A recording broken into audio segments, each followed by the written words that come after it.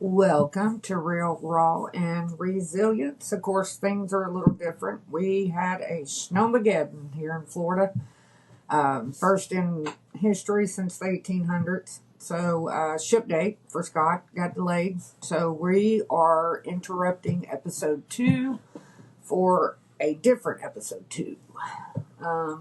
First, we're going to get back into before boot camp. There was a few things we found out. And I'm going to get Scott to tell y'all about it. And then we're going to get into some resources to help families. Scott, I can take these off.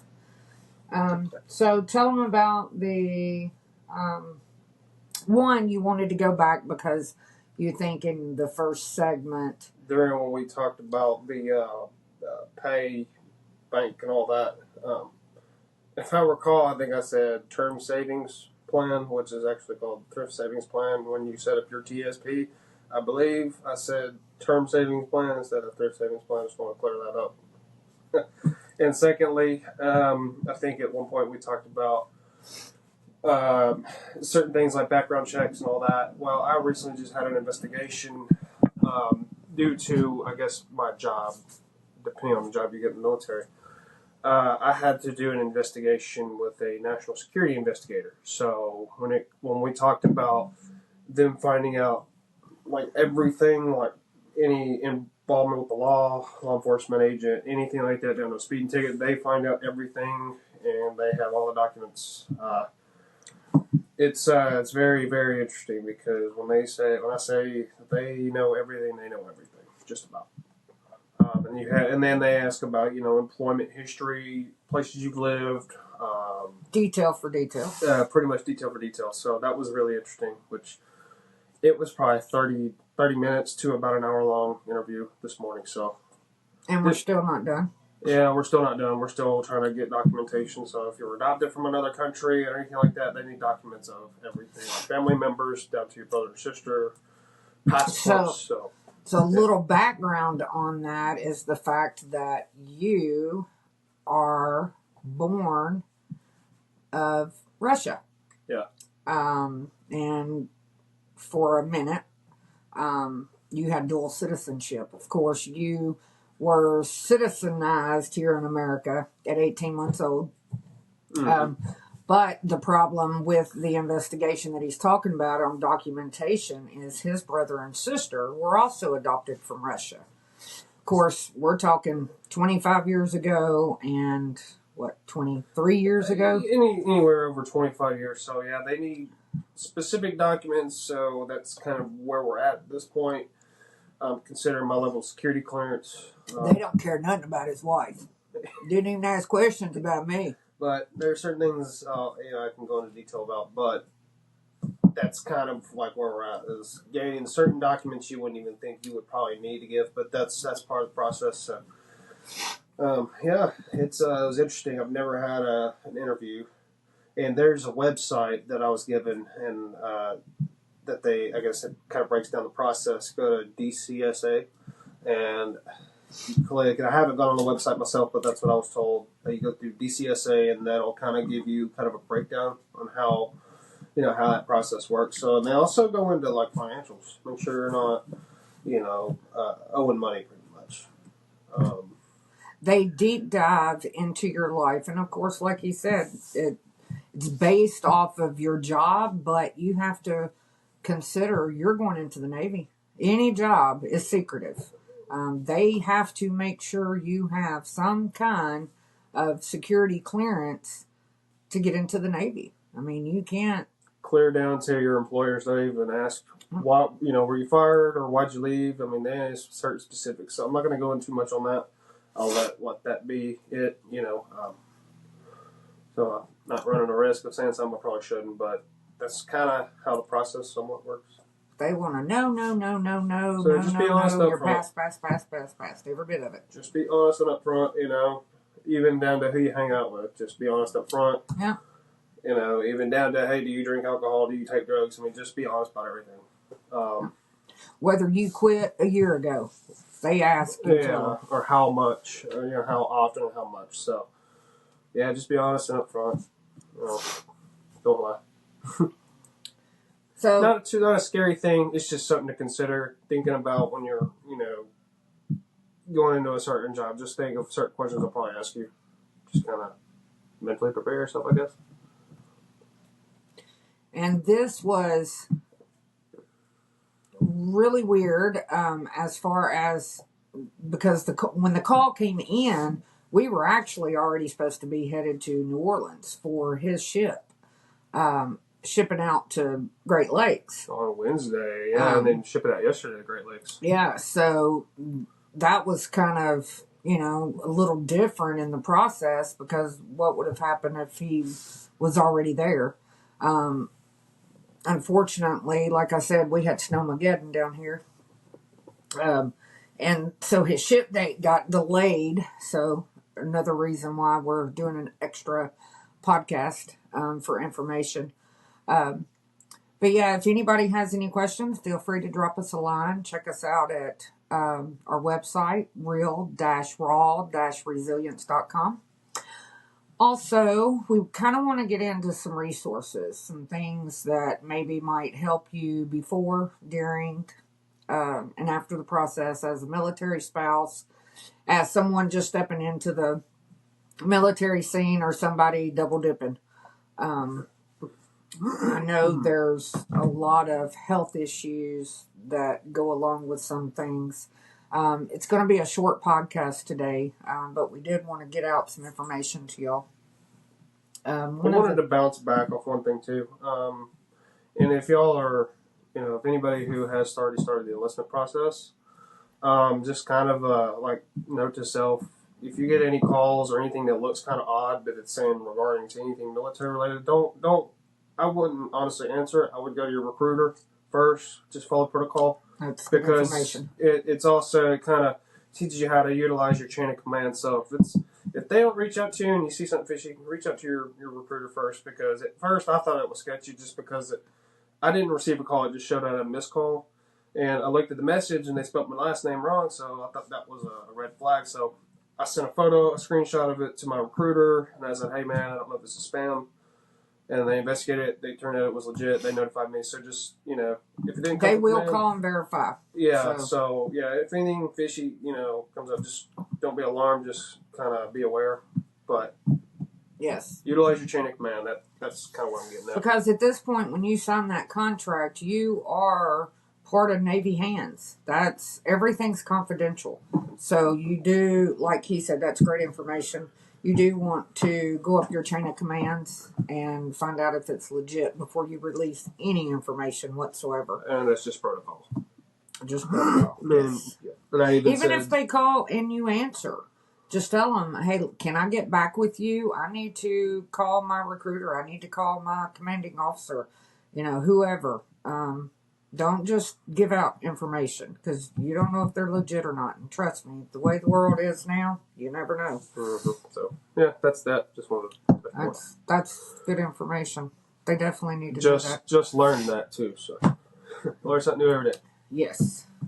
I should have jotted it down, but I've noticed quite a few moms, mostly, posting about, how am I going to do this? My baby's there and I can't talk to him for 2 weeks and blah, blah, blah. Look, y'all have got to release these kids. They are trying to grow up the best way they know how, with the best defense department that the United States have is the military. So let them be themselves. Let them grow up. Release the reins. I know he said that in the last episode, but I'm serious. I see this constantly, all day, every day.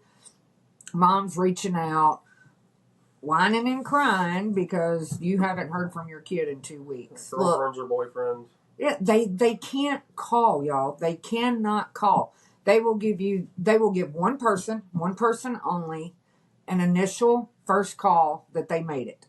It is a scripted call, 30 seconds long. Boom, they're done. Their phones are taken away, and you will not hear from them again until day 22 to 25, preferably 26, give or take. That's in phase 2. So Still chill. in phase 1, but it's the end of phase 1. It's it's the end of phase 1. So right at phase 2. More likely going to be on a Saturday. Just chill out, people. Just give them a break. Let them grow up. Let them learn things. They're out of harm's way. They're being very well taken care of. They've got everything that they need. They're eating. They're sleeping. They're working out. They're doing things that they're supposed to do under strict quarters, and they're safer than we are, and getting paid for it. So chill out. Back to that, talking about that. I am going to put a link on our website. There is a family readiness group website. What this does, they're a part of Support Service Network, and it bundles key support services for family support, fleet. You get chaplains, school liaisons, officers, child development centers. So this is prepare members for deployment and homecoming, provide family support during deployments, help families adjust to challenges, and to support one another in times of personal, unit, or area crisis. It's welcome with mentor members who are new to the Navy lifestyle. These are people that will help you with your whole new Navy lifestyle as a mom, as a husband, as a dad, as a brother, a sister, a fiance, girlfriend, whoever. And they also coordinate social events and holiday celebrations. So very good resource, very good link. We'll put it on our website. You can click on it. I'll speak in a minute. There's handbooks. There's what is up with this? Behind the 8 ball is what Golly, let me rewind for a second. There's FRG training. It's a family readiness groups leadership trainings available through the Fleet and Family Support Centers. I mean, there's everything that you need here. Also, there is on this site, they also have fleet readiness, Navy housing, suicide prevention, which is something else that I wanted to talk about. We'll also have a link on here for that. Military and first responders. It's called Help for Heroes. I will have a link put on our website for that. It's a dedicated treatment program designed to serve the mental health and substance abuse needs of active duty and retired military personnel, also veterans, first responders, and healthcare workers. That's a very good site for you. A lot of tools and a lot of resources. Lots. There's also the Veterans Crisis Hotline and Veterans Crisis Text Line. Both of those on our website. You can also, we've got Wounded Warriors Project, Military One Source. We've got tons and tons of resources. Click on our resource page. All the links are there. What's something else we can get into? I mean, just things that maybe we talked about or we've read about or seen about or something in our snow days locked into our little Adobe. I mean, just getting your mind ready, really. Kind of get your mind ready, even though it's a long process, but you know you'll make it through. At the end of the day, you'll make it through. I know I will. It's just a matter of getting there if we don't get any more snow. I know it kind of was a bummer for you, just getting all amped up and ready to go, and then boom, we get the call. There's a reason for everything too. So man, that was the reason why I got pushed back, which pushes the graduation date back, but not by far. But it just allows us to have more time together, and not only having time together, but allow us to have, or me to have more time to study. Even getting in shape, which I slacked a little bit, but allow me to have a little extra time to prepare. So, well, I think it's a lot of families, that's another thing. I see posts all the time, of course, about the moms and stuff, but I see a lot of families, a lot of wives, especially newborn babies, really Oh, just don't know how to handle. My husband I saw one earlier. My husband just left for boot camp. We've got a young child. I don't know how I'm going to do this. I'm trying to go to school at the same time and blah, blah, blah. Don't put more on your plate than you need. But there is a village of military family that will help you unbelievable. Like, oh, yeah. military family is very It's a very tight tight knit, community. Very even though tight-knit. it's thousands of people. Yeah. It's very tight knit. Mm-hmm. We're here to support each other. We're here to help each other. Don't get frustrated, but do understand you're going to have to get used to this. This is a lifestyle that y'all have chosen, and there might be him going to boot camp, instantly going to A school, and then out on the ship for 6 months. Yeah. So you're talking maybe it could be a year before you get a full, month with somebody. It's a lifestyle choice for sure. But in the long run, the career, it's every bit worth it. So Mm-hmm. be patient. There's resources out there. You can always reach out to us through our website. There's a contact page. If you have any questions or if you need some information, if we don't know it, we'll definitely research it and find out for you. There's a lot of things we're going to get into on our podcast. Like I said, after he goes off to boot camp, of course, I won't have him to talk to. But I will be touching base more on the military spouse side of it. Yeah, we love our checks. We're not a huge family of name brands. I mean, certain things you have to, but we're we don't mind the cheaper stuff. I've had a couple of people ask me this morning about being stationed somewhere. So one lady's husband just graduated, went straight to A school after Liberty in Great Lakes. And then as soon as he went to Great Lakes, they told him he was going to get stationed in San Diego. So she was kind of worried. They had a young child and they had just moved recently, like less than a year ago. And she was worried about, another big move and, what's the things that they should, kind of do. Believe it or not, if y'all do a lot of research, San Diego's expensive. Don't get me wrong. We're talking California. But look on the outskirts of the base. Look 20 to 30 minutes away from base. It's not that bad of a drive. You can find things cheaper, and it's best to buy. Don't rent. Yeah. In the long run, it's all better in the long run when you go to buy. It's essentially setting up an extra 401k that Pretty you much. control. Essentially. And we'll get more into that as, the episodes go along. But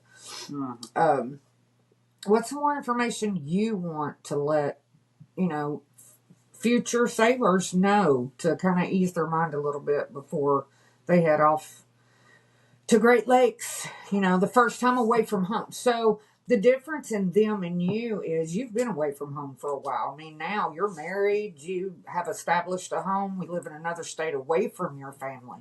There's some kids coming out of the womb, so to say.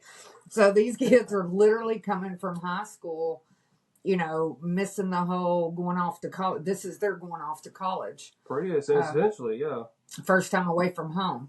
Get in a routine. Get in a routine, a good routine.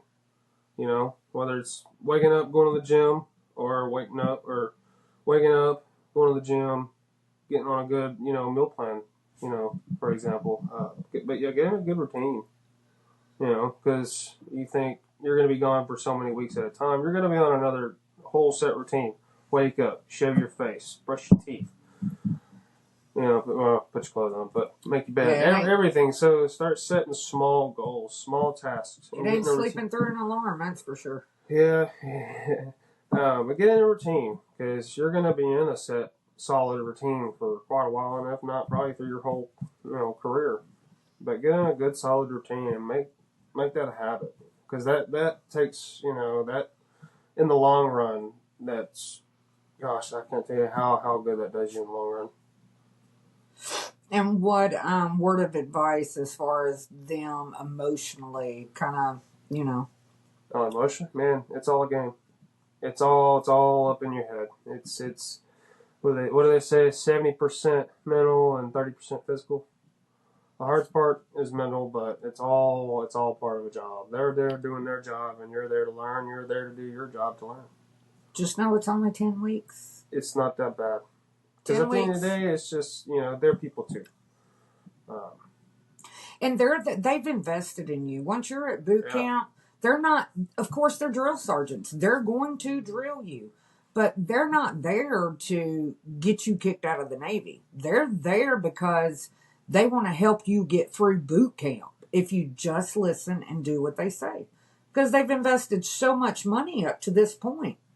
I mean, plumb down to they're paying for your flight, Mm-hmm. to get there. These are hundreds and hundreds of people. So you need to realize that they're not there to be your enemy. They're not there to be your friend either, but they're not there to be your enemy. Just go with the flow. Go, if they say get up, get up. If they say do 20, do 20. One step at a time. Yeah, day for day. Solve the task at hand. That's probably my best advice. The task at hand is the most important task, and then on to the next, and then on to the next. Just one task at a time. Don't overload yourself and don't stress yourself on every little thing, because it's just going to make it really hard for you in boot camp. Don't think about everything that's going on at home, because it's out of your control. So don't go in stressing over things that you can't control. And there's really no different. I mean, there is, but there isn't. Going off to college or going off to boot camp. The biggest difference is that you're getting paid for this. Yeah. You go off to college, you're not getting paid to learn, to be educated. You are in the Navy. So, and it takes about a month for you to get your first check. And your first check is very little, because that's what pays out all your uniforms. So get prepared for that. Stay in touch with your recruiter until the moment you leave. Yeah. Stay in touch. I mean, I don't know really what else. Kind of, is there any information you're wanting to? Not off the top of my head as of right now. We can always come back on if we need to. We'll say on the physical side, take care of your feet. Take care of your feet. A lot of people don't know that until, from what I've heard and what I've learned. Till it's too late. Take care of your feet. As far as, I think we went over kind of the things you need to take with you and things you don't need to take with you. Boot camp, you're going to take as little as possible. And like I've said before, please, moms, girlfriends, wives, boyfriends, dads, no care packages. They won't get them. They'll be donated. As soon as they get there, they'll be donated. You can send shoes. One pair, not like a bushel of shoes. And just remember, if they're not going to A school in Great Lakes, and they're going, say, Pensacola or Virginia, they have to travel with whatever they have. They're flying out pretty much the next day. They only get 1 day liberty. So they're pretty much flying out the next day. So they can't travel with all that stuff. So remember that too. Even if they go to school at Great Lakes, they are traveling after A school with whatever they have. Whatever they can't travel with, they're going to have to throw away. So just be mindful of that. Which A school will be up in Great Lakes, I think, from what I've been told, is on the other side of the base. Still on the base, just on a different end of the base. So yeah. You're not going far. And somebody sent me a message earlier today and was asking about how they do Liberty for the ones going to A school in Great Lakes. So let me explain a little bit of this. Thursday, graduation. Graduation's always on Thursday unless it falls on a holiday or there's some, historic event that causes Thursday not to happen. So they graduate Thursday. they are able to come off base with you until curfew. When curfew happens, and it's usually 8 p.m., they have to go back to base. Reason being, and this is even if they are in school, on base, at Great Lakes, they get liberty for the weekend, but they have to go back that night because they have to get transferred over to the school. This goes all the way through Thursday night of graduation until Friday morning. Friday morning, there is a process of them getting processed into A school, getting set up in their barracks, their classrooms, blah, blah, blah. Now, after that, immediate family or spouse only can sign them out. Once you sign them out, they are on liberty for the weekend until 8 o'clock Sunday night. Now, with that being said, if you're not immediate family and you're not a spouse, and I mean married spouse, I'm not talking just a girlfriend, fiance, you can be a brother, sister, mom, or dad, or husband or wife. Otherwise, they have to go back to base every single night. They only get liberty for during the day, unless you are the immediate family or a spouse. Now, once again, they're able for that liberty for the weekend, but they have to check back in on base at 8 o'clock Sunday night. That's it. You can't see them no more after that. They are off to A school, and you're off to your flight back home, unless you stay and go to Chicago.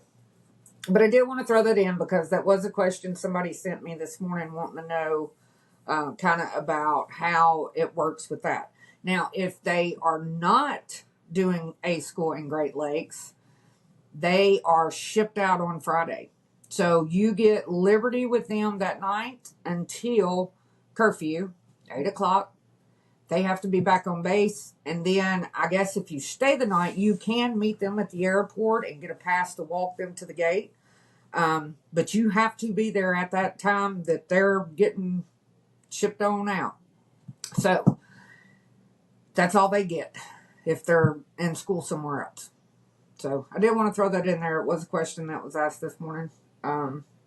And I've got some more questions I need to get back to and kind of read up on and research some things, and I'll get back on here. But I don't know really anything else right now.